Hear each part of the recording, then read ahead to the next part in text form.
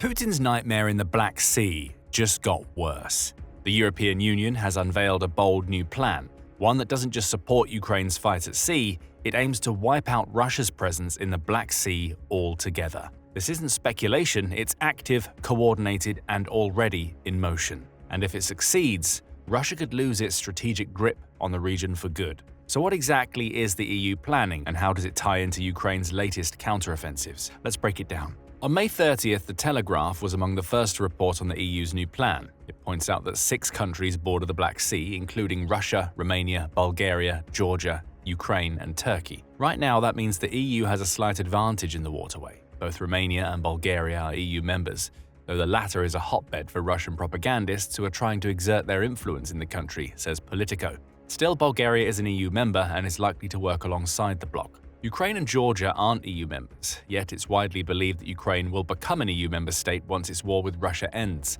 and will certainly work alongside it on any plans to dominate the Black Sea. Georgia, like Bulgaria, is a little more complicated. It has made overtures to join the EU in the past, though recent political changes in the country have seen it stray from the EU path. Finally, there's Turkey. Though not an EU member, it works alongside the bloc's members, often as part of its NATO membership. Plus, Turkey is a candidate for EU accession. The EU believes that this situation creates something close to a 5 versus 1 situation in the Black Sea, with Russia being the one. Now, it's ready to take advantage. That's according to the Vice President of the European Commission, Kaja Kallas, who has just unveiled a massive plan that will see the EU attempt to project itself as the top geopolitical power in the Black Sea region. Kallas, who is Vice President of the European Commission and the former Prime Minister of Estonia, has outlined a 3-pronged approach to the Black Sea that could change the region forever. The pillars of her plan are simple, according to the Enlargement and Eastern Neighbourhood website, which is an official EU resource. First, the EU aims to enhance its security, stability, and resilience in the Black Sea region. From there, it'll create conditions that make sustainable growth and prosperity within the Black Sea possible. As for the third pillar, the EU says it will promote environmental and civil protection, in addition to making the entire Black Sea region more resilient to climate change. On the surface, these plans seem somewhat benign. There's no mention of confronting Russian aggression directly, with the pillars only hinting at what the EU plans to do. However, digging below the surface reveals a series of measures the EU is preparing to take that will change the Black Sea situation forever. We'll dig into the specifics later in the video. Before that, it's important to explore the situation in the Black Sea, both as it stood before Putin invaded Ukraine and as it currently stands, to see why the EU needs to make its grand new plan. According to the Carnegie Endowment, Russia's interest in the Black Sea began in 1783, when Catherine the Great managed to annex Crimea for the first time. That annexation gave Russia access to warm water ports that were navigable all year round, which was a huge upgrade over the cold water ports it typically used. Though Russia faced competition for the Black Sea over the following centuries, particularly from France and the UK, it held on until the Soviet era. During this time, Russia became the Black Sea power broker. It controlled both the northern and eastern shores of the sea. To the west lay Romania and Bulgaria, both socialist countries at the time that fell under the Soviets' Eastern Bloc. Only Turkey could offer a weak counterbalance to Russia's dominance, leading to the Black Sea being dubbed a Soviet lake for much of the 20th century. That all changed when the Cold War ended and the Soviet Union collapsed. Bulgaria and Romania joined NATO, shifting the regional power balance somewhat as the two found themselves allied with Turkey. Ukraine, formerly part of the Soviet Union, established itself as a sovereign nation in 1991, retaining Crimea, which had been part of the Ukrainian SSR since 1954. Still, Russia tried to maintain some level of control. A series of agreements formed with Ukraine enabled Russia to maintain its Black Sea fleet, with Russia leasing the Ukrainian port of Sevastopol to serve as the fleet's base. However, Russia also recognized that the power balance in the Black Sea region was shifting. It needed to do something about that problem. Telegraph picks up the story. Under Putin, Russia decided to shift the power balance back into its own favor, starting in 2014 with Russia's annexation of Crimea. Though still classed as illegal per international standards, Russia still occupies Crimea and treats the region as its own territory. And it's from Crimea that Russia was able to control many aspects of Ukrainian shipping in the years before Putin launched his full-blown invasion. Between 2014 and 2022, Russia used the leverage gained from occupying Crimea to exercise control over Ukraine's commercial shipping routes. It was able to build aerial denial capabilities, including surface-to-air missiles, coastal defenses, and the introduction of submarines that allowed it to directly contest what it saw as NATO's encroachment into the Black Sea. Fast forward to February 2022, and Russia attempted to make the Black Sea control count. During his initial invasion, Putin managed to push Russia's forces as far as Snake Island, the tiny outcrop which the BBC says lies just 22 miles off the Ukrainian coast, gave Russia the ability to launch missiles, artillery, and drone strikes practically from Ukraine's shores. The island seizure gave us an early insight into how Putin intended to use the Black Sea to complete his Ukraine invasion. Beyond gaining attacking capabilities, the capture of Snake Island would also have given Russia more options for transporting troops from Crimea into Ukraine's south. Ukraine couldn't allow that to happen, so it took Snake Island back. By June 2022, a series of devastating strikes on Snake Island pushed Putin's forces away, allowing Ukraine to reclaim the tiny patch of land. That alone didn't put an end to Russia's stranglehold over the Black Sea. However, it was a sign that Ukraine was prepared to fight a non-traditional naval battle against Russia that would soon weaken Putin's hold over a waterway he believed was key to his supposed special military operation. Ukraine doesn't have much of a navy, and certainly not one that could stand up to the might of the Black Sea Fleet. At the start of the war, Ukraine's navy contained just 89 assets, according to Global Firepower. The resource, which ranks 145 nations based on their military power annually, says that these 89 ships amount to a little over 21,000 tons of water displacement, marking Ukraine's fleet as tiny. Ukraine has no frigates, destroyers, or corvettes, with the majority of its fleet being made up of patrol boats and a handful of mine warfare vessels. Russia's Black Sea Fleet, on the other hand, consisted of 45 warships and 7 submarines, along with dozens of smaller supporting vessels before the war started, says the Center for International Maritime Security. In a straight fight, Ukraine wouldn't stand a chance, so Ukraine didn't engage in a direct naval battle. Instead, the last 3 years of the war have seen Ukraine combine missile strikes with intelligent aerial and seaborne drone attacks to minimize Russia's hold over the Black Sea. This non-traditional strategy has worked like a charm.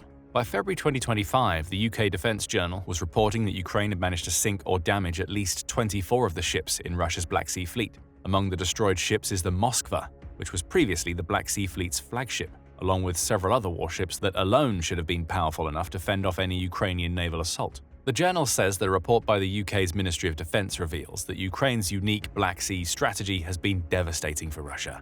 As a result, Russia's Black Sea Fleet has been forced to move all of its major assets from its historic base in Sevastopol to Novorossiysk in the eastern Black Sea. Russian units operating in the region have also been forced to adapt their tactics and change the areas in which they operate, the report says. All of this matters for a simple reason. Russia believed it could control the Black Sea. Over the last 3 years, Ukraine has proven Russia wrong time and time again, weakening Putin's hold on the waterway. All of this brings us to the EU and its plan. Callas and her associates have revealed this plan now because the EU believes that the tide has shifted in the Black Sea. Putin's efforts to once again turn the sea into a Soviet lake have failed, and the EU is ready to take advantage. The question is simple: how? We've already revealed the 3 key pillars of the EU's plan for the Black Sea, though they admittedly don't tell us much. Far more revealing are the specific actions Callas has revealed that are intended to make those pillars a reality. First up, investment. A lot of it. The Telegraph says the first major part of the EU's plans to dominate the Black Sea is a series of investments into the construction and improvement of regional ports, railways, and airports in territories that are friendly to the EU. These investments have a clear military component. By strengthening ports, railways, and airports, it becomes easier for the EU to transport military hardware into and around the Black Sea. In the immediate sense, those investments would make it easier for the EU to get military hardware into Ukraine. However, the EU is just as concerned about the long term and Putin's expansionist ambitions. Spending now means the EU will be ready to counter further Russian aggression should Putin succeed in Ukraine. Callas made this clear when commenting on her plans. Upgrades will help ensure troops can be where they are needed, when they are needed, he said. Getting equipment to the region faster strengthens deterrence and also supports NATO. Remember that we mentioned earlier that 3 of the 6 nations that border the Black Sea are NATO members. Ukraine wants to become a NATO member and will happily work alongside the organization.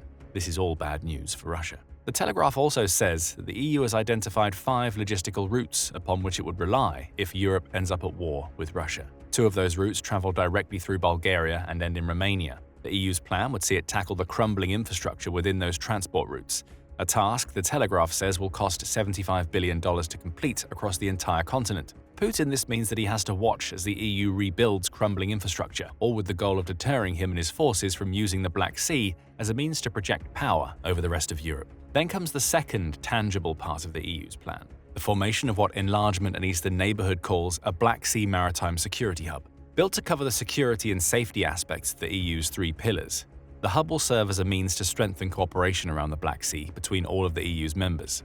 Romania and Bulgaria will likely be key to the hub, likely jointly serving as its base to enable the rest of the EU to gain better situational awareness within the Black Sea. The idea is simple. Bulgaria and Romania monitor the Black Sea as both aboard nations. The rest of the EU receives real-time information about the movements of all Russian vessels in the sea allowing it to prepare accordingly. The Telegraph offers some interesting theories about what this could mean in the future. Imagine Romania or Bulgaria sending ships into the Black Sea to run surveillance on what Russia's ships are doing, to report back to the rest of the EU via the hub, allowing the EU to keep tabs on Russian sabotage attempts. Both Romania and Bulgaria operate offshore gas and oil rigs close to the Black Sea, which they could keep a closer eye on via EU support. Bloc would also be able to observe Ukraine's trade routes via the Black Sea, preventing Russia from interfering with those routes in the future. That latter point could be key to Ukraine's future. Before Putin launched his invasion, Ukraine relied on the Black Sea to transport around 60 million tons of grain annually, according to Promote Ukraine. Accounting for around 10% of the global grain market, around 90% of these 60 million tons were sent to ports within the Black Sea. About half of it then moved on to lower-income countries in the Middle East and Africa, highlighting just how much of an impact Putin's war has had on the rest of the world. For Ukraine, the invasion has cost it billions of dollars in grain revenue thanks to Russia's Black Sea stranglehold. For the countries that Ukraine supplies, this stranglehold means they face potential food shortages and desperate searches for new supplies. Ukraine has managed to carve out a new Black Sea route via which it can transport its exports. However, that route hugs Romania and Bulgaria closely. The EU's plan could potentially open up much more of the Black Sea, creating more efficient and protected trade corridors for Ukraine to use. Add to all of this the new hub potentially being capable of monitoring the shadow fleet that Russia has been using to skirt Western sanctions over the last few years. That fleet was around 600 ships strong in March 2023, according to CNN, and has likely only grown larger in the 2 years since. Any vessels Russia attempts to send through the Black Sea would have a harder time getting to where they need to go if a special EU hub is monitoring the entire waterway. Right now, the Telegraph says we don't know the exact size of the monitoring station that will serve as the heart of the hub. We also don't know where it will be located. Callas says that's all being negotiated within the EU. Finally, there's the third practical aspect of the EU's plans for the Black Sea: boosting partnerships throughout the region. The EU's Enlargement Commissioner Marta Koss highlights what the bloc aims to achieve. We want to develop new energy, transport, and digital corridors in the region that will connect us to the Caucasus and Central Asia. The Telegraph reports Koss as stating, key to this partnership would be Turkey. As we mentioned earlier, Turkey isn't currently a member of the EU, though it is part of NATO. Turkey has applied to be an EU member. But as of March 2025, the European Commission says that this application must remain frozen amid EU concerns over Turkey's democratic standards. The EU contends that Turkey needs to meet the bloc's strict conditions as they relate to democracy, human rights, and compliance with international law. Right now, the EU doesn't think that Turkey is doing that, which could create a stumbling block for Callas's Black Sea plans. The EU has to find a way to partner with Turkey to make the third aspect of its strategy work. After all, Turkey controls the Bosporus Strait, as the Telegraph points out, meaning it also controls access into and out of the Black Sea for both commercial and military vessels. Right now, Turkey is putting that control to good use by preventing Russia from replenishing its ailing Black Sea fleet with new ships. However, it's also preventing any other nation, including any of Ukraine's partners, from sending military ships into the waterway. Callas is well aware of this stumbling. As the Telegraph reports, she says that the EU's new strategy is also an invitation for closer cooperation on issues of interest to all countries around the Black Sea, including Turkey. We are committed to working closely with our partners and also to exchanging information about what is happening and what we can do about it with all Black Sea partners. And this is in Turkey's interest as well. Is Callas dangling a carrot on the end of a stick here? It's possible. The EU may be seeking deeper cooperation with Turkey on Black Sea security to mitigate Turkish objections and counter Russian influence. One thing is for certain, the EU's new Black Sea plans are terrifying. Beyond the military implications that we talked about earlier, the Royal United Services Institute, or RUSI, says the Black Sea is just as important to Russia from a trade perspective as it is to Ukraine. Around 22% of Russia's oil shipments, shadow fleet-based and otherwise, move through the Black Sea. Russia has also made several demands during ceasefire negotiations for the West to remove sanctions on agriculture-based banking access. That's telling. RUSI says that Russia relies on several Black Sea ports to process its own wheat and grain exports. In 2024, those exports were valued at $43 billion, and Russia wants to make sure that money keeps on coming in. If the EU sets up in the Black Sea as it intends to do so, Russia has to deal with the bloc taking a more active role in ensuring that its sanctions cut even deeper into Russia's revenue. Less oil and agricultural products flowing through the Black Sea equates to less money that Putin can use to fund his war machine. So we see that the EU's plans aren't just about maintaining security and serving both itself and Ukraine in the future. They also hurt Russia, and given that Putin's grasp on the Black Sea is already slipping thanks to the loss of so many ships in the waterway and Turkey's refusal to allow him to send replacements, the EU clearly sees an opportunity. It's gearing up to push Russia out of the Black Sea. The only question now is whether the EU will execute its plan quickly enough to ensure it's ready if Putin decides to turn his attention to the rest of Europe. Let us know if you think the plan will work in the comments, and remember to subscribe to The Military Show for more videos covering the latest European military news. And if you're interested in other ways Europe is preparing to counter Putin, watch this video, where we showcase how Europe's explosive rise in military power is paralyzing Russia. Now go and check out Putin paralyzed by Europe's explosive rise in military power, or click this other video instead.